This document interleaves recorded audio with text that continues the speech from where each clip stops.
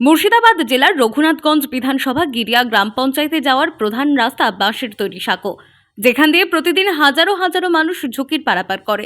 শুধু তাই নয়, সেই সাঁকো প্রায় ভাঙাচোরা বাঁশের তৈরি করা। মুর্শিদাবাদ জেলা পরিষদের অধীনে এই ছবি ধরা পড়ল। সামান্য সাঁকো পার হতে দিতে হয় প্রতি মানুষের পিছু 5 টাকা, সাইকেল মানুষ 7 টাকা ও মোটরসাইকেল সহ মানুষ 10 টাকা। অ্যাম্বুলেন্স তো দূর, সরাসরি কোনোদিন টোটো অটো যেতে পারে না। আমাদের গ্রামের লোকজন তাহলে কি অবস্থা হয়?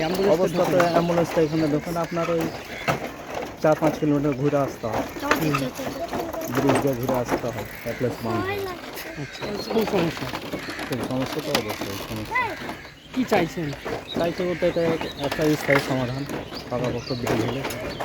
এখানকার পরিস্থিতি এত খারাপ, কী বলবো, যখন ধরুন বর্ষার সময় এমন অবস্থা হয় যে ব্রিজের উপর দিয়ে পার হতে মনে করে যে নিজের ঝুঁকি নিয়ে পার হতে হয়, প্রাণের ঝুঁকি নেই? প্রাণের ঝুঁকি নিয়ে পার হতে হয়।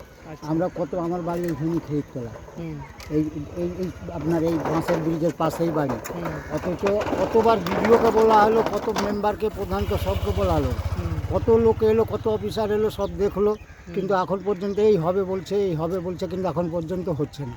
আচ্ছা, পাকা ব্রিজটা আর হচ্ছে না। তবে মনে হয় যে 50 বার খালি মাপজুক হলো, আচ্ছা, মাটি চেক করা হলো, সব কিছু করা হলো, হুম, অথচ ব্যারিজ হচ্ছে না, কাজের কাজ হয় না? কাজের কাজ হয় না।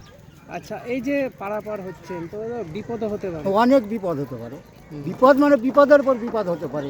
এমন এখন তো যা আছে আছে, যখন নদী ভর্তি হয়ে যাচ্ছে জলে, তখন পুরোপুরি এই জল এর ওপরে উঠে যাচ্ছে, হুম, হুম, হুম, হুম, এই বাঁশের ওপরে জল উঠে যাচ্ছে, তখন এতটা পানি হয়ে যায়, তখন ওর উপর দিয়ে পার হতে হয় আপনাকে, আচ্ছা, এরকম পরিস্থিতি। আচ্ছা। তাও মনে করেন যে দেখে যাচ্ছে, অফিসাররা আসছে, দেখে যাচ্ছে, অথচ কিন্তু কাজ করছে না, এই বলা হচ্ছে গ্রামে তো অ্যাম্বুলেন্সও ঢোকে না? না, কিচ্ছু নেই। এই ওপার থেকে ওপারই, এপার থেকে ওপার, কোনো অ্যাম্বুলেন্স যাওয়া আসা কোনো মানে নেই। একটা ভ্যান পার হয় না, তো এই মোটর সাইকেলটা কোনো রকম যাচ্ছে। মানে রোগীদের খুব সমস্যা? হ্যাঁ, কঠিন সমস্যা। রাত 12টা 1টার সময় রোগী নিয়ে তাও এই ব্যারিজ হয়, সোলার ব্যারিজ হয়, হাই 4 পয়েন্ট। অনেক ঘুরে। এলাকার জনপ্রতিনিধিদের বারবার বলার পরেও কোনো কাজ হয়নি। দ্রুত পাকা ব্রিজের দাবি করছেন এলাকাবাসীরা। অন্যদিকে এই বিষয় নিয়ে রঘুনাথগঞ্জের বিধায়ক তথা রাজ্যের বিদ্যুৎ দপ্তরের রাষ্ট্রমন্ত্রী, তার কি বক্তব্য? বিধানসভায় রঘুনাথগঞ্জ সেকেন্দ্রা এবং উল্টো দিকে গিরিয়া পঞ্চায়েত, তার যে সংযোগস্থল আদি ভাগীরথী নদী, সেই জায়গায় বাঁশের এখনও সাঁকো আছে, ব্রিজের দাবি করছে এলাকাবাসী। এই নিয়ে কি কোনো চিন্তাভাবনা রয়েছে? দেখুন, প্রথম কথা হচ্ছে এটা, ওই জায়গাটা হচ্ছে ফরাক্কাবাজির জায়গা। আপনি ওই জায়গাটা হচ্ছে, এবং ওটা হচ্ছে আন্তর্জাতিক মানের ওটা ক্যানেল। এই ক্যানেলটা ভারত সরকার কন্ট্রোল করে না। তাহলে এই যে জল চুক্তি ভারতবর্ষ এবং বাংলাদেশের যে জল চুক্তির মূল সুইচ গেট কিন্তু আয়রন ওই সুইচ ক্যানেল। তো আমি এর আগেও উদ্যোগ নিয়েছিলাম, ফরাক্কা ব্যারেজ পারমিশন দেয়নি ওই জায়গাটার জন্য, কারণ ওটা এক কথায় বলা যাবে না। আপনাকে এক কথায় বললাম যে ভারতবর্ষ এবং বাংলাদেশে জল চুক্তির যে ক্যানেল, ফরাক্কা ব্যারেজ থেকে জল ছাড়ে, আয়রন সুইচ গেট বলে একটা গেট আছে, সেটা হচ্ছে আন্তর্জাতিক ব্যাপার। আমরা প্রচেষ্টা চালাচ্ছি।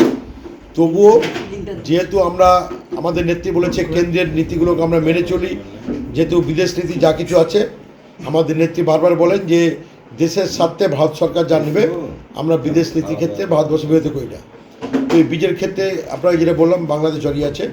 তবুও আমার স্থানীয় স্তরে আমরা একটা উদ্যোগ গ্রহণ করেছি যে পার্মানেন্ট কনস্ট্রাকশন না করলে বাসের যাতে না হয়, যাতে ছোটো ভেহিকেলসও চলতে পারে, আমরা একটা কনস্ট্রাকশনের জন্য একটা আমি উদ্যোগ নিয়েছি। আমাদের ট্রান্সপোর্ট ডিপার্টমেন্টের সঙ্গে যোগাযোগ হয়েছে, ট্রান্সপোর্ট ডিপার্টমেন্টের মাধ্যমে আমি একটা পরিকল্পনা গ্রহণ করেছি।